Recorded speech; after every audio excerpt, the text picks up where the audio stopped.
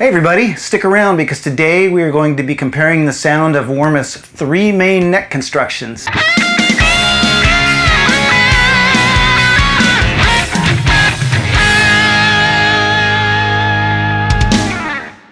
everybody, Aaron at Warmoth here, and today and tomorrow and the next day I'm going to be comparing the sound of Warmoth's 3 main neck types, and they are vintage, vintage modern, and modern.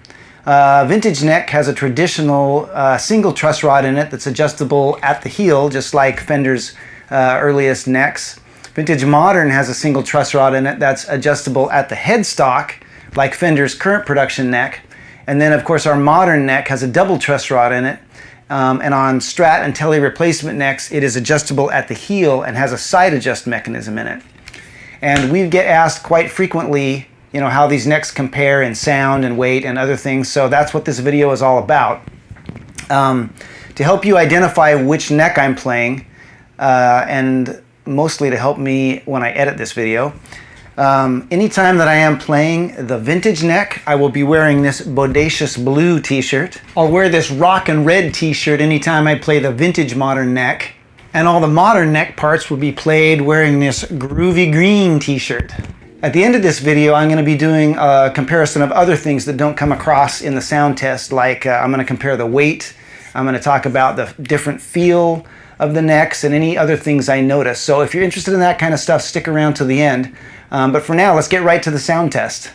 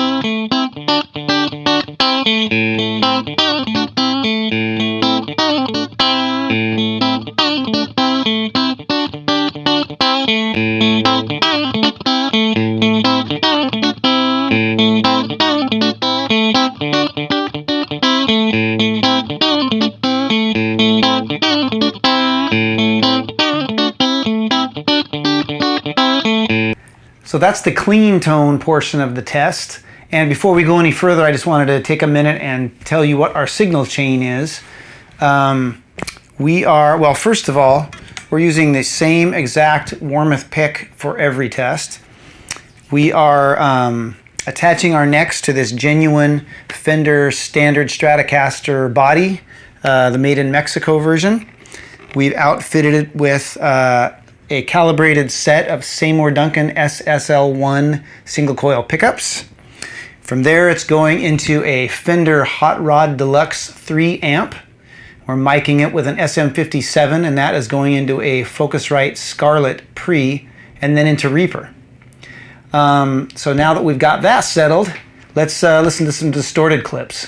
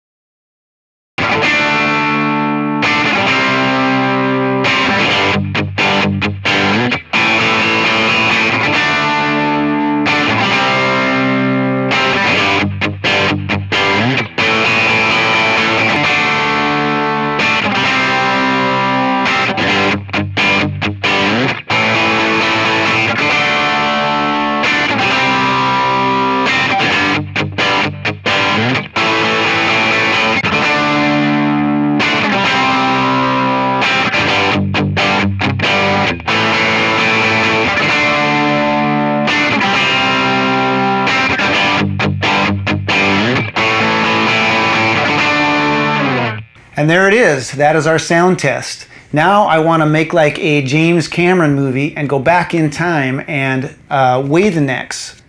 This part of the video is being shot before the stuff you just saw, but these necks just came off the assembly line today, and before I did anything else with them, I wanted to take a minute and weigh them. We're going to start with the vintage modern construction, and it is 1 pound 2 1/4 ounces. And next we'll go with the vintage construction. It is 1 pound 2 1/4 ounces. And last but not least, let's do the modern construction. And it is 1 pound 5 3/8 ounces. So it's a little bit heavier like you would expect, but not too much. And there you have it. Those are the official weight differences on these three necks. And we actually went to a lot of trouble to eliminate as many variables as we could from this test. We used the same fret size and material. We used the same nut material. They are all the same number of frets. Everything is the same back profile, everything. And to show you how crazy we went, I need to make like a Quentin Tarantino movie and go even further back in time, and you'll see that we actually cut all 3 of these necks from the same blank of wood, the same piece of maple. So we really went as deep as we could to make sure that this test eliminated every possible variable. And now, like a Robert Zemeckis film, we are back to the future. And I just wanted to, before I left, give you my opinions and impressions and some of the things I noticed as I played all these necks. For me, the biggest surprise of the whole thing was the difference between the vintage and vintage modern necks. I expected them to be pretty close to the same, and I thought they were actually more different than the vintage modern and the modern. The vintage neck definitely was warmer sounding. It had more girth in the tone, more that low end. The vintage modern definitely was punchier in the low mids and definitely snappier in the top end. And I thought it was more well suited for distortion than the vintage neck. The modern neck, I definitely thought was had more of a full frequency response, and it was definitely more compressed and had better sustain than the other 2. And I thought it was even better suited to distortion. The vintage neck, when I added distortion, it got a little bit woolly in the bottom end, and then with the vintage modern, it got a little bit tighter, and then with the modern neck, it had the best distorted sound, I thought. Honestly, I think they're pretty aptly named. As you go through the vintage, modern, and modern, they definitely become more present and more suited towards modern music. As far as feel, the vintage and the vintage modern neck, when you play against the fretboard, when you bend notes against it, they have that certain give that single truss rod necks have. When I played the modern neck, it definitely felt like a Warmoth modern construction neck. When you bend against it, when you fret against it, it feels completely solid, completely stable, and that's totally characteristic of those necks. That's one of their biggest strengths. If I had to pick a favorite, I am mostly a modern rock player, so I would definitely go for the modern or the vintage modern, but I can see applications for all of them depending on what kind of music you play. And that's it. That's our test. I hope you found it useful. If you have any more questions, make sure and visit our website or give our customer service reps a call. And until next time, keep on picking.